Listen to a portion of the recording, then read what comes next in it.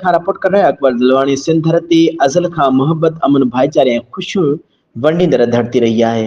Rescue 1122 ambulance service मकली station में दिवालीअ जे मौक़े ते तक़रीब खे रखी वई। हेल्थ सर्विस जे हीरोज़ बग़ैर कंहिं फ़र्क़ ज़ात नस्ल मज़हब खां मतभरो थी सिर्फ़ इंसानियत जे ख़िदमत खे अक़ीदो सम्झंदा आहिनि ऐं इंसानियत जे ख़िदमत करण में पहिरीं सफ़े अवल बीठल हूंदा आहिनि। ॾियारीअ जे हिन पुरकशिश तक़रीब में शमा रोशन करे पूरे पाकिस्तान, सिंध, हिंद ऐं दुनिया जे कुंड कुर्श में रहंदड़ हिंदू भाउरनि खे मुहबत भाईचारे ऐं यकजहती जो पैगाम ॾियूं था।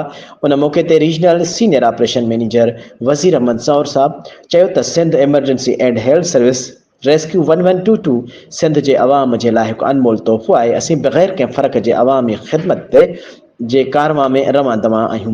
ॾियारीअ जे ॾींहुं सिर्फ़ु हिंदू कम्यूनिटीअ जो न बल्कि सिंध में रहंदड़ सभिनी सिंधियुनि जो ॾिहाड़ो आहे, छो त हीउ ॾिहाड़ो ख़ुशी ऐं अमन जो पैगाम आहे।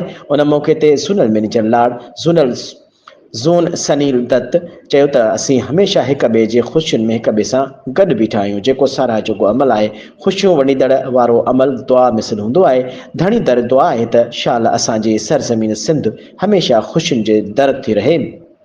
उन खां अलावा उन मौक़े ते डिस्ट्रिक्ट मैनेजर धणी Bakhsh, Palijo assistant station coordinator Mohammad Ali Mirjat, Akhtar Ahmed Khatri, Nauman Gopang, Naseer Ahmed Mirjat, Waqas Abbasi, Koonj Ahmed Palijo ऐं फरहीन हैदर ऐं ॿियनि स्टाफ मेंबर्स शिरकत करे मुहबत यकजहती ऐं भाईचारे जो पिणु सबूत पेश कयो। तक़रीब में वतन अज़ीज़ जे लाइ ख़ुशहाली जूं दुआऊं घुरियूं वयूं ऐं केक कटे मिठाई विरहाई वई।